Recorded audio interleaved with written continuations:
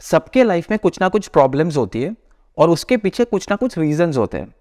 अगर आप कॉन्शियसली उनको इंटरप्रेट करो, अगर आप रीजन दो लॉजिक से कि क्यों प्रॉब्लम ये चालू हुआ, तो आपके पास कुछ ना कुछ आंसर रहेगा। लेकिन 99% ऑफ टाइम उसका सबकॉन्शियस रीजन और कुछ होता है। और आज के वीडियो में जो आपको चीज़ मैं सिखाने वाला हूँ वो आपको कहीं पे किसी ने नहीं सिखाई होगी, लेकिन ये मोस्ट इंपॉर्टेंट चीज़ है जो आपको समझनी चाहिए। और इसी वजह से मैं कभी बोलता नहीं हूँ कि पूरा वीडियो देखना, लेकिन आज का वीडियो पूरा एंड तक देखना क्योंकि बहुत इंपॉर्टेंट होने वाला है आप सबके लिए। और ये चीज़ आपको पूरी लाइफ काम आएगी। जहाँ पे कोई भी प्रॉब्लम हो, छोटा बड़ा, आप उसके ऊपर ही अप्लाई करके फिर आगे जा सकते हो, जिससे आपको पावरफुल एंड क्विक रिजल्ट्स मिलेंगे। और इसी वजह से मैं फिर से बोल रहा हूँ, इस वीडियो को मिस मत करना। आपके लाइफ में जो भी प्रॉब्लम्स है, जिसके बारे में आप सोचते होंगे कि क्या प्रॉब्लम है, कहाँ से आ रहा है, उसका एक लॉजिकल इंटरप्रिटेशन आपके पास है। आपका कॉन्शियस माइंड आपको एक रीजन देता है, आपको दिखाता है कि ये प्रॉब्लम है जिसको फिक्स करना है, लेकिन एक्चुअल में सब कॉन्शियस रीजन कुछ अलग ही होता है। और अगर आप सब कॉन्शियस रीजन के ऊपर काम करने लग जाओ रादर देन सुपरफिशियल जो प्रॉब्लम आपको लग रहा है, तो आपको फास्टर और डीपर रिजल्ट्स आते हैं। और ये आपकी गलती नहीं है, क्योंकि आपने इस चीज़ के बारे में कभी समझा पड़ा नहीं होता और आप जो कॉन्शियस प्रॉब्लम्स है उसके अंदर लग जाते हो काम करने, और फिर उतने डीप रिजल्ट्स नहीं आते। सो आज के मेथड आपको वो जो सब कॉन्शियस रीजन है उसको पकड़ने में हेल्प करेगी, और फिर उसके ऊपर आप अगर काम करोगे तो आपको पावरफुल चेंजेस फास्ट मिलेंगे और डीपली परमानेंटली मिलेंगे। और साइकोथेरेपी में इसको रूट कॉज बोलते हैं।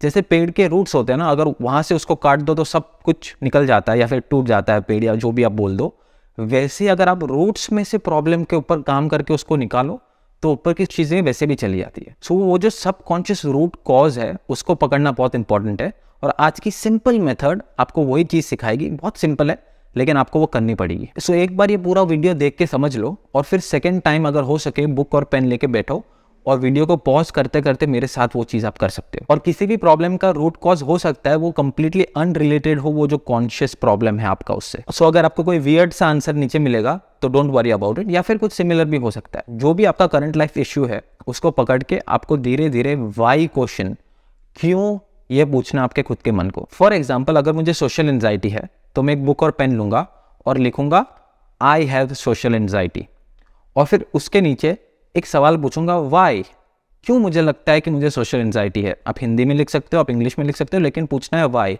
उसका एक आंसर मिलेगा। जो भी मन में फर्स्ट आंसर आता है, जो भी मन में आपको सबसे पहले आता है, वो राइट आंसर है, वो सबकॉन्शियस आंसर है। सो ज़्यादा लॉजिक मत देना। आप जैसे ही खुद को पूछते हो वाई, तो एक आंसर आएगा। फॉर एग्जाम्पल, मैं सोच पा रहा हूँ कि मुझे लोगों से डर लगता है, तो मैं वो स्टेटमेंट लिख दूंगा कि मुझे लोगों से डर लगता है, या फिर I am scared of people. फिर उस पर भी पूछूंगा वाई। जैसे मैं बोला, बहुत सिंपल टेक्निक है, लेकिन आपको लेयर देगी नीचे नीचे। सो फिर से मैं पूछूंगा वाई, क्यों मैं लोगों से डरता हूं, तो एक आंसर आएगा फटाफट मन में, बिकॉज मुझे लगता है लोग मुझे जज करेंगे। ठीक है, सो आपने ये तीसरा लेयर पकड़ा।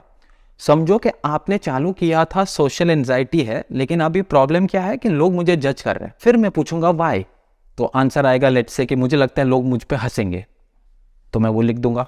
सो फिर से मैं लिख दूंगा वाई। मैं खुद के मन को पूछूंगा क्यों मुझे लगता है कि लोग मुझ पे हंसेंगे, और मे बी फिर आंसर आएगा because I don't look good. और फिर मैं लिखूंगा why do I think I don't look good.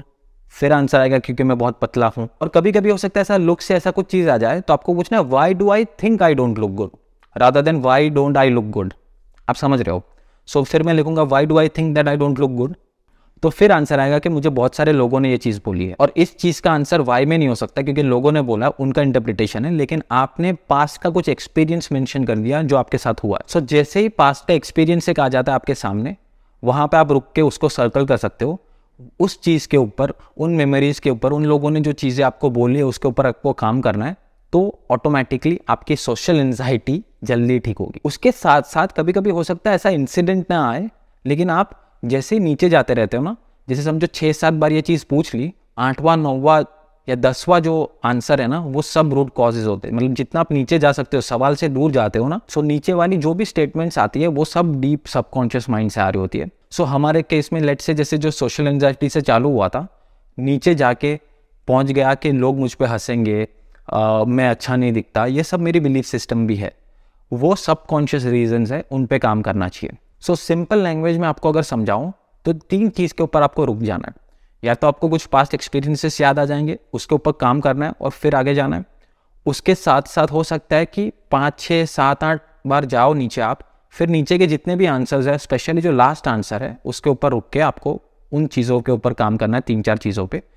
और एल्स हो सकता है कि चौथे, पांचवें, छठवें, आठवें आंसर में आप फ्रीज हो जाओ कि उसके बाद आपको कुछ थॉट्स नहीं आ रहा, आप पूछ रहे अपने माइंड को, आप ट्राई करो जितना जल्दी आंसर देना है, लेकिन आप फ्रीज हो जाते हो। जैसे आप फ्रीज हो जाते हो ना, वो अगेन आपका रूट कॉज पे आप अटक चुके हो। सो कभी कभी हो सकता है कि रूट कॉज कौन सा है उसको समझना इन आंसर्स में डिफिकल्ट हो सकता है, लेकिन सिंपल वे में आपको अगर समझाऊं, 5 या 6 आंसर्स के बाद जो भी नीचे आ रहा है वो सब चीज़ों पे काम करना है। कहीं पे फ्रीज हो रहे हो तो वहाँ पे काम करना है, या फिर कोई इंसिडेंट आपको याद आ जाता है तो वहाँ पे रुक के उस इंसिडेंट से रिलेटेड जो भी बिलीफ सिस्टम है या उसके ऊपर की जो स्टेटमेंट्स है उसके ऊपर काम करना है। और आप जब ये चीज़ करोगे तभी आपको आइडिया आएगा कि कहाँ पे आप अटक रहे हो या फिर क्या आपको समझ में नहीं आ रहा।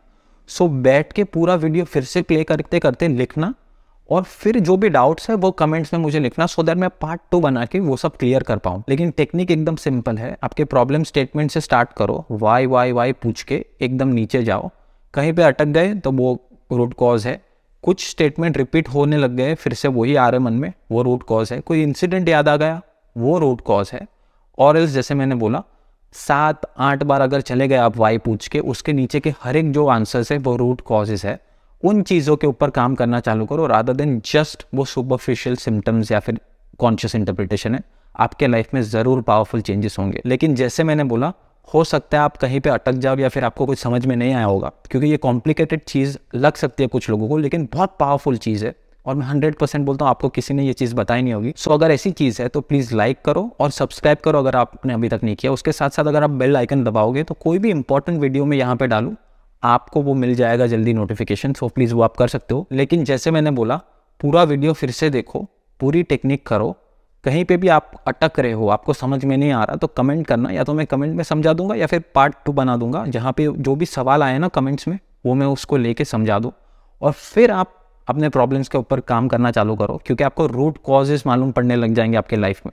और उन रूट कॉजेज़ पे काम करोगे, जैसे मैंने बोला, ऑटोमेटिकली बाहर का जो पेड़ है, जो नेगेटिव चीज़ें है वो निकल जाएगी। So try it and please comment जो भी आपके डाउट्स है।